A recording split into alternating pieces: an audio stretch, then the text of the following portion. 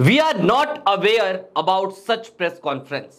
यह वाक्य गूंजा था बिहार एसआईआर सुनवाई मामले में और यह कथन किसी और का नहीं बल्कि सुप्रीम कोर्ट के होने वाले चीफ जस्टिस सूर्यकांत का था।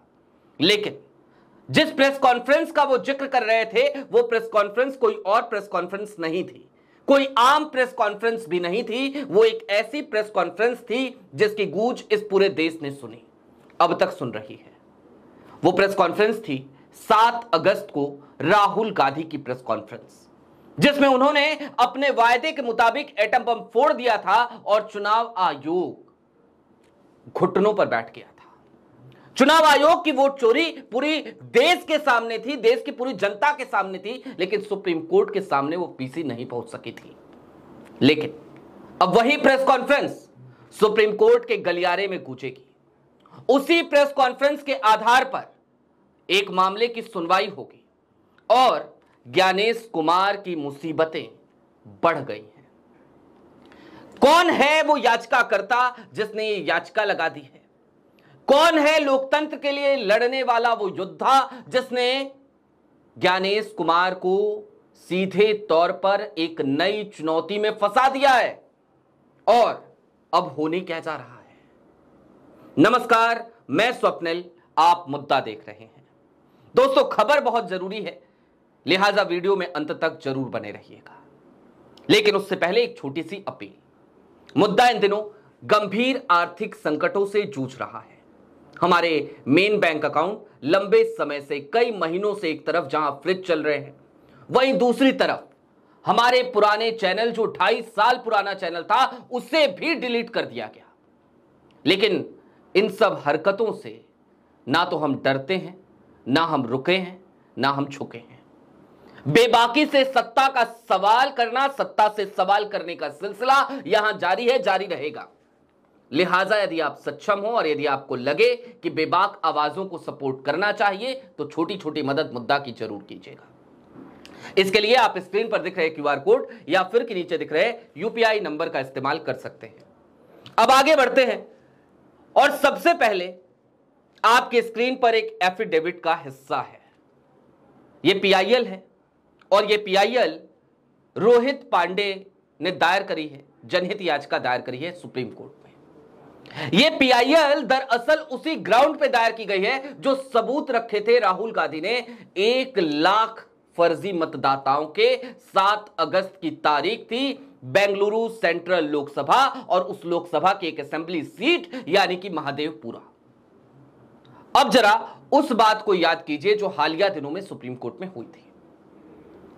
बिहार एसआईआर मामले में सुनवाई चल रही थी और प्रशांत भूषण ने एक दलील रखी। दलील यह कि राहुल गांधी ने जिस दिन प्रेस कॉन्फ्रेंस करी यानी 7 अगस्त की तारीख को, उसके अगले दिन आनन फानन में चुनाव आयोग ने जो इलेक्टोरल रोल जारी किए थे उनका फॉर्मेट चेंज कर दिया। और जैसे ही यह दलील रखी गई, सुप्रीम कोर्ट से तुरंत ही जवाब आया, we are not aware about such press conference. जी हां, उस वक्त पे माननीय जस्टिस सूर्यकांत ने कहा था कि he is not aware about any press conference headed by leader of opposition Rahul Gandhi. लेकिन उस वक्त की तस्वीर क्या थी?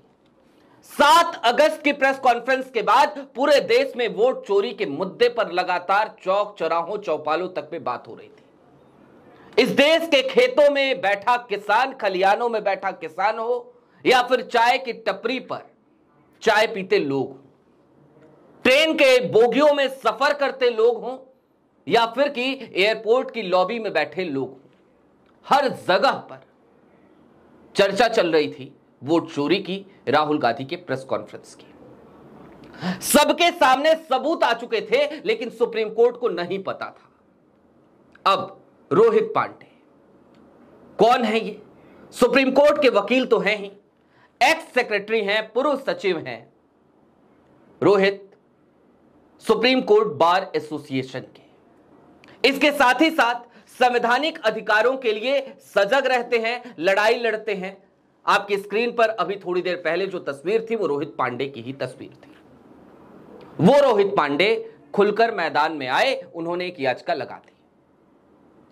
पीआईएल का जो हिस्सा मैंने आपको दिखाया था, अब जरा वो जान लीजिए कि रोहित ने क्या क्या मांग रखी है, क्या क्या डिमांड्स करी है। पहली डिमांड जो बेहद फंसाती है ज्ञानेश कुमार को, और रोहित ने जिन एग्जाम्पल्स का इस्तेमाल किया है इस पीआईएल को लगाते हुए, वो एग्जाम्पल्स, वो पीआईएल चूंकि रोहित जी ने हमें भेजी है, तो यकीन मानिए सुप्रीम कोर्ट में ज्ञानेश कुमार का फंसना तय हो गया है। और अब डिमांड्स क्या है? तो पहली डिमांड तो यह है कि भाई एक एसआईटी बनाई जाए, उस एसआईटी को सुप्रीम कोर्ट के सुपरविजन में जांच करने का आदेश दिया जाए। एक एसआईटी हो, वो जांच करे, उसे लीड कोई फॉर्मर जज करे, और वो एसआईटी बेंगलुरु सेंट्रल के साथ साथ बाकी अफेक्टेड कॉन्स्टिट्यूएंसीज की भी जांच करे। पहली डिमांड। दूसरी डिमांड, ऑडिट होने तक कोई भी नया रिवीजन, जैसा कि बिहार में एसआईआर चल रहा है या पश्चिम बंगाल में चलेगा, या फिर कि सुप्रीम कोर्ट का यह ऐलान कि हम पूरे देश में एसआईआर करेंगे और इलेक्टोरल रोल नए सिरे से लेकर आएंगे, ऐसा कोई रिवीजन ना हो ऑडिट होने तक, इन सब पे रोक लगाई जाए। इसके साथ ही डिमांड इस बात की कि इलेक्शन कमीशन की अकाउंटेबिलिटी तय की जाए। और चौथी डिमांड जो बहुत ज्यादा परेशान करती है ज्ञानेश कुमार को, बहुत ज्यादा, हद से ज्यादा, हर बार वो इससे परेशान होते हैं कि इलेक्टोरल रोल एक्सेसिबल हो, सर्चेबल हो, वो इलेक्टोरल रोल पब्लिश किए जाए। अब ये जो डिमांड्स इन याचिका में है, जो प्रेयर्स, डिमांड्स कहना गलत होगा, जो प्रेयर किए गए हैं, दरअसल ये सारे प्रेयर्स किए गए हैं सबूतों के आधार पर। ये हवाई बातें नहीं है। राहुल गांधी की प्रेस कॉन्फ्रेंस में कोई हवाई बात नहीं हुई थी। अब यहां पे ज्ञानेश कुमार की एक और बड़ी मुसीबत बढ़ गई है। ज्ञानेश कुमार कहा करते थे ना कि या तो हलफनामा देंगे या फिर माफी मांगेंगे, तीसरा कोई विकल्प नहीं है, दो ही विकल्प है। ये तीसरा विकल्प है। तीसरा विकल्प इस देश में, मैं हमेशा कहता हूं, 1000 बार कह चुका हूं कि न्यायालयों पे लोगों को इतना भरोसा है, दो लोग आपस में झगड़ ले तो यही तो कहते हैं I will see you in court. Gyanesh Kumar शायद जिस वक्त पे ये बात कह रहे थे, उस वक्त ये भूल चुके थे कि देश में सिर्फ विधायिका और कार्यपालिका नहीं बल्कि न्यायपालिका भी काम करती है। यह वही न्यायपालिका है जिसने बिहार एसआईआर की सुनवाई के दौरान चाहे जो कुछ भी टिप्पणियां करी हो, चाहे कई बार हमें लगा हो कि भाई सुप्रीम कोर्ट से कुछ होगा नहीं, लेकिन सुप्रीम कोर्ट ने याचिकाकर्ताओं की एक एक डिमांड पर मुहर लगा दी। 65 लाख मतदाताओं का कारण सहित ब्यौरा ज्ञानेश कुमार को देना पड़ा। रीडेबल, मशीन रीडेबल और सर्चेबल फॉर्मेट में देना पड़ा। 48 घंटे के अंदर देना पड़ा। यह न्यायपालिका का काम था, यह न्याय की जीत थी। और वही न्यायपालिका अब एक बार फिर ज्ञानेश कुमार पर भारी पड़ती नजर आ रही है, क्योंकि यह जो याचिका है इसकी जब सुनवाई होगी तो अब ज्ञानेश कुमार के सामने दो ही विकल्प हैं।